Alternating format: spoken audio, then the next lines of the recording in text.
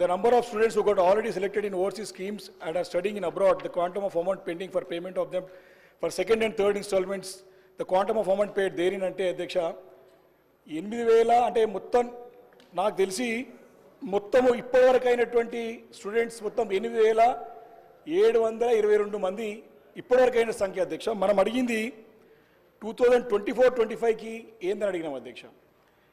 అదేవిధంగా whether it is the fact అంటే సమస్యలు ఏమైనా ఎదుర్కొంటున్నారంటే నో సచ్ కేసెస్ అని చెప్తున్నారు అధ్యక్ష మంత్రి గారు. అది వాస్తవం కాదు అధ్యక్ష. నేను వారి దృష్టికి ఈ సభ ద్వారా, ఎందుకంటే విదేశాల్లో వెళ్ళి సెకండ్ ఇన్స్టాల్మెంట్ థర్డ్ ఇన్స్టాల్మెంట్ రాక ఇబ్బంది పడుతూ ఉన్నారు. చాలా అంటే చాలా మాకు డైరెక్ట్గా మాకు కానివ్వండి, మీకు కూడా సంబంధించిన మీ నియోజకవర్గాల్లో ఉన్నటువంటి వ్యక్తులకు కూడా ఖచ్చితంగా ఒక ప్రశ్నలు పెండింగ్ ఉన్నటువంటి బిల్స్ గురించి పదే సెకండ్ ఇన్స్టాల్మెంట్ థర్డ్ ఇన్స్టాల్మెంట్ ఎప్పుడు వస్తే అడుగుతున్నారు అధ్యక్ష.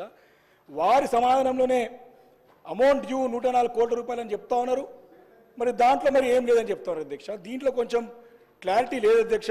అందుకే నేను స్పష్టంగా వారిని అడగదలుచుకున్నాను, ఈ సెకండ్ అండ్ థర్డ్ ఇన్స్టాల్మెంట్ ఎప్పటి వరకు మీరు ఇస్తారో క్లారిటీగా స్పష్టంగా చెప్పాలని చెప్పేసి నేను కోరుతాను. ఎందుకంటే పేద మధ్యతరగతి ఎస్సీ ఎస్టీ బీసీ మైనారిటీ బ్రాహ్మణులతో పాటు అగ్రవర్ణాలు ఉన్నటువంటి అందరు పేద విద్యార్థులు వెళ్ళి అక్కడ ఇరుక్కుపోయి ఈ ఫీజు రాక సెకండ్ ఇన్స్టాల్మెంట్ థర్డ్ ఇన్స్టాల్మెంట్ రాక ఇబ్బంది పడుతున్న మాట వాస్తవం అధ్యక్ష. రెండోది మేము అడిగినాం స్పష్టంగా 2024-25లో మీకు వచ్చినటువంటి దరఖాస్తుల గురించి ఇలాంటి చెప్తలేరు అధ్యక్ష. ఈ ఇయర్ నాకు తెలిసి మేము కూడా అందరం కూడా ప్రతి తెలంగాణ ప్రాంతంలో ఉన్నటువంటి అందరూ కూడా పేద మధ్యతరగతిలో ఉన్నటువంటి బడుగులు బలహీన వర్గాలతో పాటు అగ్రవర్ణాల్లో ఉన్నటువంటి పేద విద్యార్థులు దీనికి ఆన్లైన్లో దరఖాస్తు పెట్టుకున్నారు. పేపర్లో కూడా ఎంక్వైరీ జరిగింది, కానీ ప్రభుత్వం నుంచి మాకు ఎలాంటి సంకేతం లేదు కాబట్టి ఈ సంవత్సరానికి ఎలాంటి శాంక్షన్స్ ఇవ్వలేదని చెప్పి క్లియర్ కట్గా పేపర్లో వచ్చిన సంగతి నేను మీ ద్వారా మంత్రి గారి దృష్టికి తీసుకొస్తున్నాను అధ్యక్ష. అయితే ఈ స్కీమ్ని ఉంచుతారా, కంటిన్యూ చేస్తారా లేదా అని ఎత్తేస్తారా, దీనికి స్పష్టంగా సమాధానం చెప్పాలని చెప్పేసి మంత్రి గారు కోరుతాను అధ్యక్ష. ఎందుకంటే భవిష్యత్ తరాల గురించి పెట్టుబడి విద్యార్థులపైన చెప్పేసి ముఖ్యమంత్రి గారు అన్నారు, కానీ భవిష్యత్ తరాల వారిది మరి ప్రశ్నార్థకంగా అంధకారంగా కనపడుతోంది ఈ యొక్క చర్య వల్లని చెప్పి చెప్పక తప్పదు అధ్యక్ష. రెండోది, మనకి దగ్గర మన బడ్జెటే 3 లక్షల కోట్ల బడ్జెట్, 1,27,000 కోట్ల రూపాయల అప్పు ఈ ఏడాది కాలంలో జరిగినట్టు స్పష్టంగా అర్థమైంది. ఒక 100 కోట్లు పేద విద్యార్థుల నుంచి వెచ్చించడానికి ఎందుకు ప్రభుత్వం వెనకబోతుందని చెప్పి నేను ప్రశ్నిస్తాను అధ్యక్ష. ఈ నిర్లక్ష్య వైఖరికి కారణం ఏందో చెప్పాల్సిగా నేను మంత్రి గారికి కోరుతాను అధ్యక్ష స్పష్టంగా. అధ్యక్ష, మీరు ఓవర్సీస్ స్కాలర్షిప్ గురించి అడుగుతున్నాను. ఓవర్సీస్ స్కాలర్షిప్లో మీరు ఇచ్చినట్టు మేనిఫెస్టోలో ఈ పేద మధ్యతరగతి అన్ని వర్గాల ప్రజలకు అధ్యక్ష, ఎస్సీ ఎస్టీ బీసీ మైనార్టీలో ఉన్నటువంటి అగ్రవర్గాల పిల్లలందరూ కూడా 20 లక్షల నుంచి 25 లక్షల రూపాయలు చేస్తా అని చెప్పేసి మాట ఇచ్చి ఇప్పటి వరకు దానికి కూర్చోలేదు అధ్యక్ష. కొత్త 5 లక్షలు ఎక్కువగానే కొండ నాలుగకి మంది వేస్తే ఉన్న 4 కోట్లు పోయినట్టు ఉన్న సంవత్సరానికి స్కీమ్ పైసలు లేవు అధ్యక్ష. ఉన్న పైసలు రాలే, ఇంకా దానికి సమాధానం చెప్పాలి అధ్యక్ష. రెండోది, 1098 మంది అసలు ఎత్తివేత గురించే లేనప్పుడు ఈ క్వశ్చన్లను ఎందుకు ఉత్పన్నమవుతాయి? మీ గవర్నమెంట్లో మీరు పెండింగ్ పెట్టినాయి, మేము పే చేసినాం 244 కోట్ల రూపాయలు. మీరు పెండింగ్ పెడితే మేము వచ్చిన తర్వాత 140 కోట్ల రూపాయలు క్లియర్ చేయడం జరిగింది. ఇంకా ఎత్తివేత అనేది ఉంటే ఇంకా క్లియర్ ఎట్లా చేస్తాం సార్? ఇంకా ఉంచుతారా అంటే ఆల్ డిపార్ట్మెంట్స్కి సంబంధించి కాబట్టి మాకు కొన్ని ప్రాసెస్ చేస్తూ ఉన్నారు, ఇంకా కొన్ని నిబంధనలు పెట్టి తీసుకొస్తారు. ఇంకా ఉన్న పెండింగ్ మాకు మార్చి వరకు ఉన్నది క్లియర్ చేయడానికి ఛాన్స్, మార్చి వరకు మేము క్లియర్ చేయడానికి అవకాశం ఉంది. ఎత్తేస్తారా తీసేస్తారా ఈ క్వశ్చనే లేదు అసలు. అక్కడ పెండింగ్ ఉందని చెప్పిన 104 కోట్లు పెండింగ్ ఉంది, 140 కోట్లు క్లియర్ చేసినాం.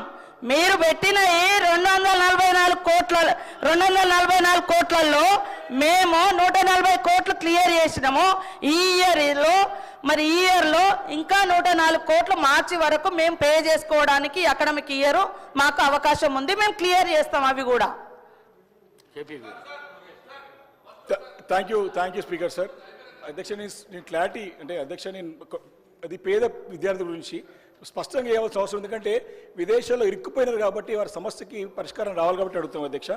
వారు చెప్పినట్టుగా 2023 వరకు, డిసెంబర్ 2023 వరకు 7,801 మంది విద్యార్థులకు గాను 1,131.56 కోట్లు ఓవర్సీస్ స్కాలర్షిప్ రూపంలో గత ప్రభుత్వం చెల్లించింది అధ్యక్ష.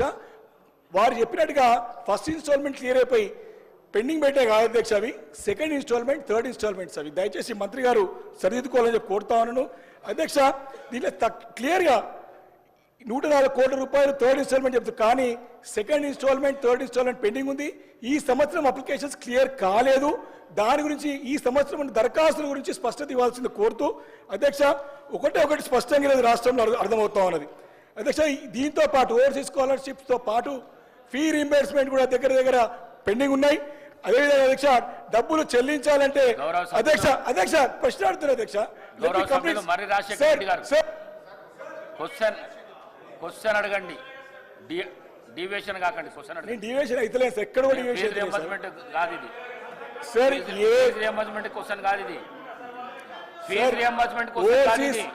ఓవర్సీస్ స్కాలర్షిప్ గురించే మాట్లాడుతున్నాను అధ్యక్ష. ఈరోజు ఏ బకాయిలు చెల్లించాలన్నా, ఏ బిల్లులు చెల్లించాలన్నా మినిమం 10% లంచం లేని బిల్లులు క్లియర్ చేశారు అధ్యక్ష ప్రభుత్వము. మినిస్టర్ గారు అధ్యక్ష గౌరవ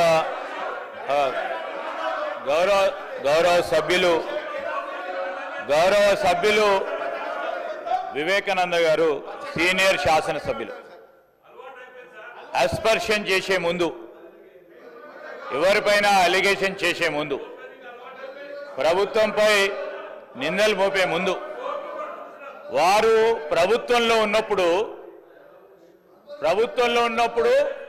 ఇప్పుడు వాళ్ళ డ్రెస్సు చూసినాం అధ్యక్ష, వారు వేసుకున్న డ్రెస్సులు చూసినాం, సంతోషం. నిన్న కౌశిక్ రెడ్డి గారు అధ్యక్ష కౌశిక్ రెడ్డి గారు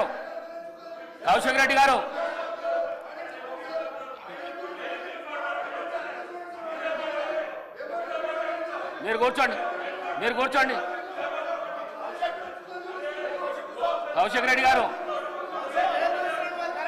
రాజేందర్ రెడ్డి గారు, కౌశిక్ రెడ్డి గారు కూర్చోండి. ప్రతిదానికి జోషులలో ఎందుకు లేస్తావు? కూర్చో. మినిస్టర్ గారు. అధ్యక్ష, sir, we take it very seriously, Adhyaksha. Sir, as per rules and procedures, ఏదో మా కౌశిక్ రెడ్డి గారు మాట్లాడుతానో లేకుంటే ఇతర యువ శాసన సభ్యులు మొదటిసారి వచ్చిన వారు మాట్లాడితే దానికో వివేకానంద గారు సీనియర్ శాసనసభ్యులు అధ్యక్ష.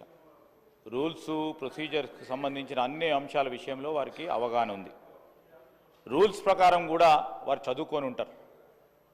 రూల్ ఆఫ్ ప్రొసీజర్స్ కింద 320 ప్రకారం no allegation of a defamatory or incriminatory nature shall be made by a member against any person or a member. Sir, intimation to the speaker has to be given. Sir, ఇష్టారాజ్యంగా అడ్డగోలుగా నోటికొచ్చినట్టు ఫ్లోర్ను ఉపయోగించుకొని ఈ విధంగా ప్రభుత్వంపై defamatory remarks చేయడం సరికాదు అధ్యక్ష. వెంటనే గౌరవ సభ్యులను కోరుతా ఉన్నాం, మీ ద్వారా వారిని కోరుతా ఉన్నాం. So he has to come forward to withdraw ఈ స్టేట్మెంట్. సార్, మేము మిమ్మల్ని కోరేది ఒకటే అధ్యక్ష, నేను ప్రతి సందర్భానికి సంబంధించి ఏ ఆధారం లేకుండా ఎవరిపైన మాట్లాడాలంటే వితౌట్ నోటీస్ ఇచ్చే కార్యక్రమం జరగకూడదు. ఈ రూల్స్ మేము కాదు ఫ్రేమ్ చేసింది, ఈ రూల్స్ ఫ్రేమ్ చేసింది 2014లో తెలంగాణ రాష్ట్రం ఏర్పడ్డ తర్వాత వారే ఇక్కడ కూర్చొని ఫ్రేమ్ చేసింది అధ్యక్ష. ఏ విధంగానైతే వారు డ్రెస్ వేసుకొని వస్తూ ఉన్నారో ఇక్కడ కూర్చున్నప్పుడు ఒక వేషాలు, అక్కడ కూర్చున్నప్పుడు అక్కడ వేషాలు. ఏంది అధ్యక్ష ఇది? ఏంది అధ్యక్ష ఇది? ఏంది సార్ అధ్యక్ష ఇది? నిన్న అయ్యప్ప స్వామి డ్రెస్సులు వేసుకొని వచ్చిండ్రు. చాలా గౌరవంగా భక్తి హృదయంతో ఉంటారు అనుకున్నాము. మళ్ళా మధ్యాహ్నం చూస్తే అదే లొల్లి, అదే గడబడు. ఈరోజు ఆటో సోదరులకు సంబంధించిన డ్రెస్ వేసుకొచ్చిండ్రు. చాలా సంతోషం. వారి సమస్యలను గుర్తించిందని అనుకుంటా ఉన్నాం. వారు ఇక్కడ కూర్చున్నప్పుడు ఏం చేసిండ్రు అధ్యక్ష? ఆటోకు సంబంధించిన వారి ఆటో రిక్షాలకు సంబంధించిన ట్యాక్సులు పెంచారు. వారికి కొత్త పర్మిషన్లు ఇవ్వలేదు, కొత్త ఆటోలు నిలుపుకోవడానికి కాలేదు. ఈరోజు ఇక్కడ కూర్చున్నప్పుడు ఒకటి, అక్కడ పోయినప్పుడు ఆటోలను కూడా మోసం చేసే ప్రయత్నం చేస్తా ఉన్నారు అధ్యక్ష. దయచేసి నేను మీ ద్వారా కోరుతా ఉన్నాను, they have every right to wear. I'm not telling, I'm not disputing it అధ్యక్ష. They are every right to wear. But stand అనేది క్లారిటీగా ఇక్కడ ఉన్నప్పుడు కానీ అక్కడ ఉన్నప్పుడు కానీ ఒక రీతిగా ఉంటే ప్రజలు కూడా విశ్వసిస్తారు. ఇక్కడ ఉన్నప్పుడు ఒక రీతిగా ఉన్నారు, అక్కడ ఉన్నప్పుడు ఇంకో రీతిలో పోయే ప్రయత్నం చేయకుండా ఈరోజు మీరు మీకే ఆటోలకు సంబంధించిన అంశం విషయంలో మేము ఆటో డ్రైవర్లకు సంబంధించి కానీ రేపు రాబోయే కాలంలో ఆటోకు సంబంధించి అరే మీరు 10 సంవత్సరాల్లో చేయలేదు, మిమ్మల్ని అన్ని 10 నెలల్లో చేయమంటే ఎక్కడి నుంచి కుదురుతుంది? ఈరోజు మీరు ఆర్థిక వ్యవస్థను అస్తవ్యస్తం చేసి ఇక చేయండి అంటే ఎక్కడి నుంచి చేస్తారు? మేము గాడిలో పెట్టే ప్రయత్నం చేస్తాము, ఖచ్చితంగా చేస్తాం. ఖచ్చితంగా ప్రజలకు ఇచ్చిన ప్రతి వాగ్దానం సమయం తీసుకుంటాము. సమయం తీసుకొని అందరికీ కూడా మేము ఇచ్చిన 6 గ్యారంటీలు కానీ మేనిఫెస్టోలో పెట్టిన ప్రతి అంశాన్ని ప్రజలకు అందజేస్తాం, అమలు చేస్తాం కదా అధ్యక్ష. Sir before that he has to withdraw his remarks అధ్యక్ష. కేపీ వివేకానంద గారు నిన్ననే సీనియర్ శాసనసభ్యులు శ్రీ హరీష్ రావు గారు వచ్చి ఈ 320 విషయంలో పట్ల వారు ఒక అప్లికేషన్ కూడా ఇవ్వడం జరిగింది. వారు చెప్పిన ప్రకారం మేము దాంట్లోకి వెళ్ళి వాటిని తొలగిస్తున్నాం. మీరు కూడా ఈ విధంగా మాట్లాడడం భావ్యం కాదు. ఇది 320కి అగెనెస్ట్గా ఉన్నది. తప్పకుండా వాటిని తొలగించే ఏర్పాటు చేస్తాం. రైట్, చెప్పండి. ఇది పేద విద్యార్థులకు సంబంధించిన అంశం అధ్యక్ష. Yes, I'm my word, I'm alleging, నేను ఆరోపిస్తున్నాను 10% లంచాలు తీసుకుంటే ప్రభుత్వంలో చక్కెరగా చెప్తాను అధ్యక్ష. ఎస్ ఎస్ బరాబర్ చెప్తాను. హౌస్ సార్ ఈరోజు ఇప్పటికి కూడా గౌరవ సభ్యుడు ఆ విధంగా మాట్లాడటం సరికాదు. ఇప్పుడు వాటి గురించి చర్చ పెట్టమని చెప్పండి అధ్యక్ష. 10 సంవత్సరాల కాలం పాటు ఎవరు ఏ విధంగా కమిషన్లు తీసుకున్నారు, ఏ సందర్భంలో తీసుకున్నారు, ఎక్కడ ఏ విధంగా తీసుకున్నారు, ఏ విధంగా నడిచింది, ఖచ్చితంగా కూడా చర్చ చేద్దాం. తీసుకోకుంటే తీసుకోలేదు. ఈరోజు ఒట్టిగానే బట్టగాల్చి నెత్తిపై మా మీద వేద్దామనే కార్యక్రమం చేసి ప్రజలను పక్కదారి. ఇప్పుడు వారు అడుగుతా ఉన్నది ఓవర్సీస్ స్కాలర్షిప్ గురించి. వారి దగ్గర సమాచారం లేదు. ఈ విధంగా మాట్లాడితే మళ్ళా సభ దృష్టిని మళ్లించాలనే ప్రయత్నం. కానీ మీరు ఓవర్సీస్ స్కాలర్షిప్ సంబంధించి మా సహచర మంత్రివర్గ సోదరిమని చెప్పింది. ఓవర్సీస్ స్కాలర్షిప్ కు సంబంధించి ఎక్కడ ఆపలేదు. ప్రాసెస్ లో ఉంది అని చెప్పడం జరిగింది. ప్రాసెస్ లో ఉంది అంటే జరుగుతాయి. ఎక్కడ కూడా ఏ స్కాలర్షిప్ ఆపలేదని చెప్తా ఉంటే దాన్ని ముందుకు తీసుకెళ్లే దాంతో సమాచారం పూర్తి స్థాయిలో లేకుండా ఇష్టారాజ్యంగా డిఫమేటరీ స్టేట్మెంట్స్ చేయడం ప్రభుత్వం పైన సరికాదు. Sir, you have to take it very seriously.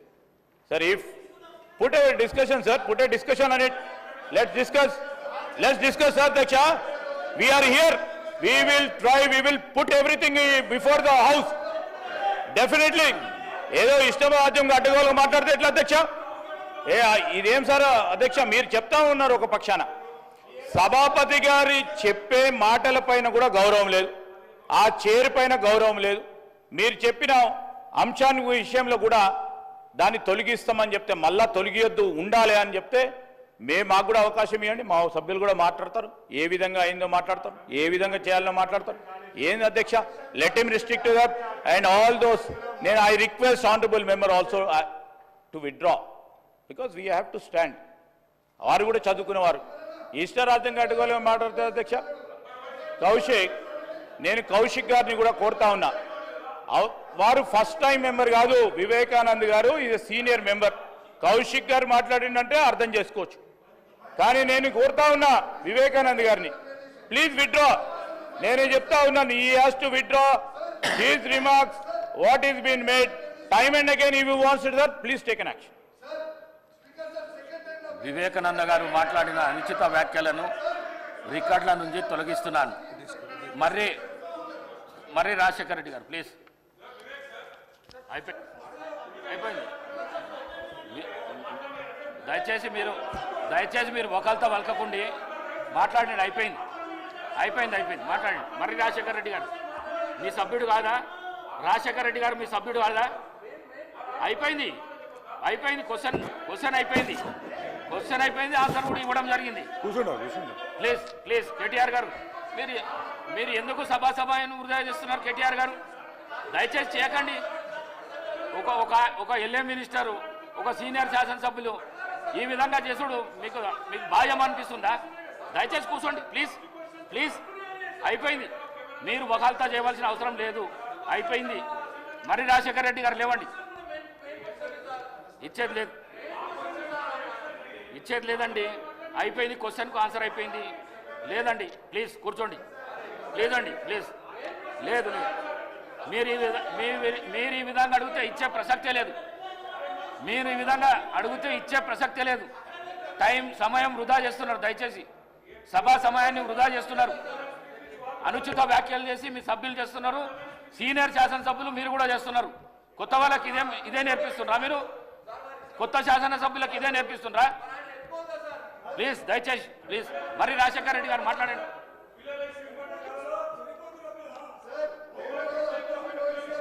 Kaushik Reddy గారు మీరు మాట్లాడితే నేను సస్పెండ్ చేస్తాను మిమ్మల్ని. నేను చెప్తున్నా చూడు, సభ నుంచి సస్పెండ్ చేసి పడేస్తా. మీరు కూర్చోండి ప్లీజ్. నువ్వు కూర్చో.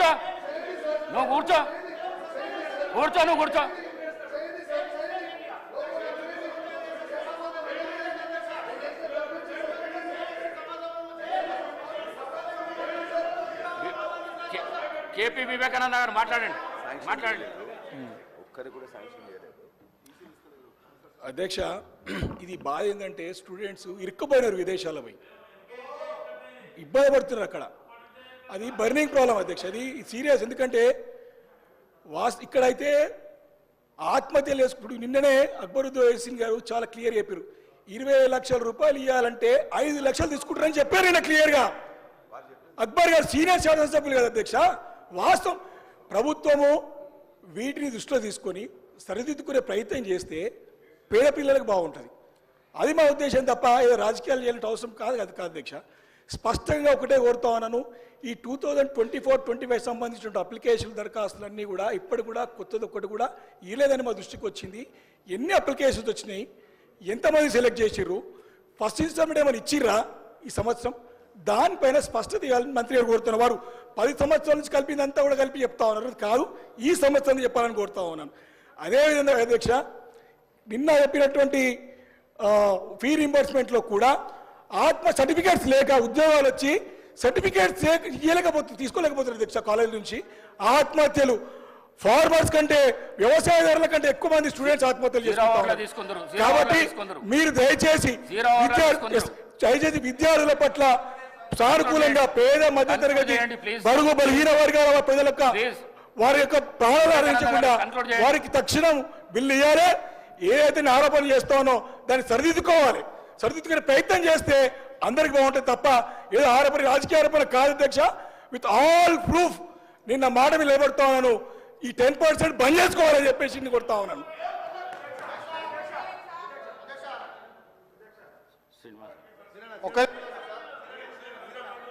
అధ్యక్ష, వీళ్ళు మాట్లాడితే ఈ ప్రభుత్వాన్ని చేస్తున్నటువంటి అభివృద్ధి కార్యక్రమం చూసి ఓర్వలేక మాట్లాడిన మాటలు తప్ప వివేక్ గారు మాట్లాడిన మాటలను వెనక్కి తీసుకోవాలి. ఈరోజు ఈ ప్రభుత్వం వచ్చి సంవత్సర కాలంలో గాడిన పెడుతుంది. రాష్ట్రాన్ని విధ్వంసం చేసిర్రు.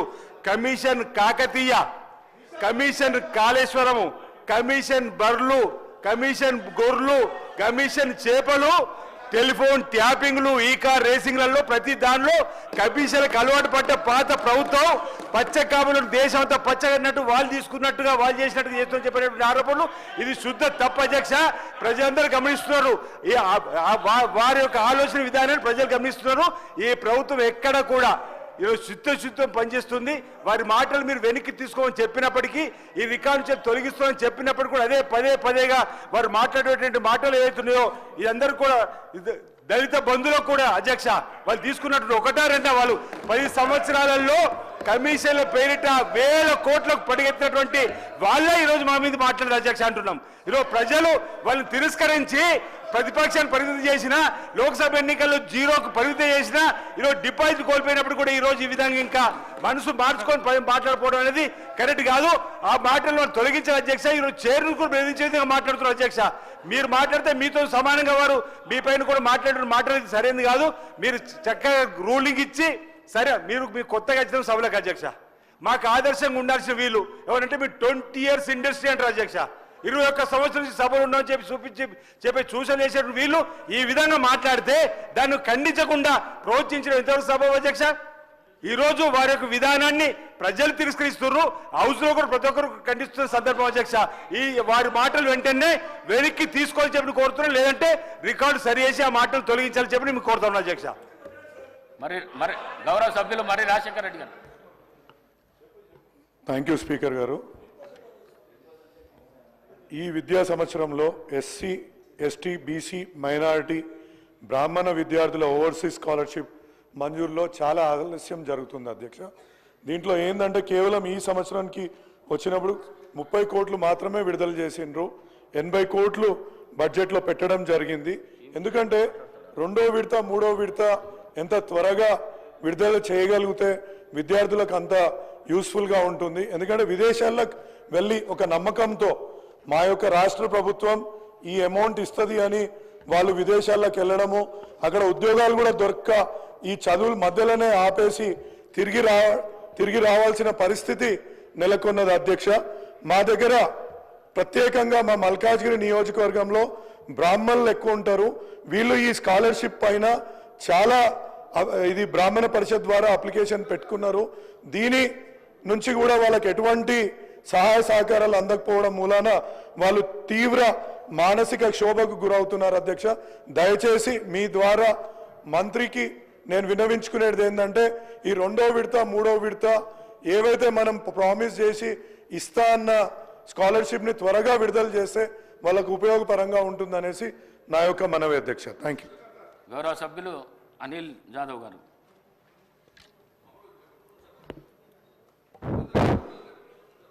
థ్యాంక్ యూ అధ్యక్ష. ఏదైతే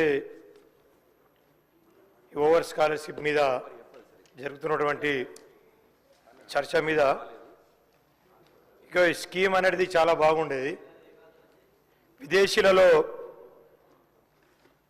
చదువుతున్నటువంటి పిల్లలు ప్రతిరోజు మాకు ఫోన్లు చేస్తూ ఉన్నారు.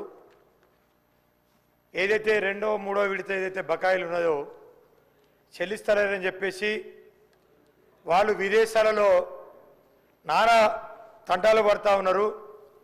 ముఖ్యంగా రాష్ట్రంలో కానీ నా నియోజకవర్గంలో కానీ అయితే అన్ని కులాల వాళ్ళు ఉన్నా కానీ ముఖ్యంగా గిరిజన విద్యార్థులు మాత్రం చాలా ఇబ్బంది పడుతూ ఉన్నారు. ఎందుకంటే వాళ్ళ తల్లిదండ్రులు మార్కెట్లలో రోడ్లలో ఎక్కడ 2% 3%తో డబ్బులు దొరుకుతుందా, ఆ డబ్బులు తెచ్చుకొనైనా కానీ కనీసం వాళ్ళకి పంపించాలని చెప్పేసి వాళ్ళు పడుతున్నటువంటి తండ్రులు నానా గోసలు చూడలేక చాలా ఇబ్బంది పడతాం అధ్యక్ష. ఎందుకంటే గిరిజన పిల్లలు వాళ్ళు చదువుకోవాలని చెప్పేసి అప్పుడు పెట్టినటువంటి బృహత్తమైన స్కీమ్ ఇది. అంత మంచి స్కీమ్ను కంటిన్యూ చేయలేక వాళ్ళ ఇబ్బందులు వాళ్ళు విదేశాల్లో ఇక్కడ రాష్ట్రంలో కానీ మన ప్రాంతాల్లో ఎక్కడైనా కానీ డబ్బులు దొరుకుతాయి అధ్యక్ష.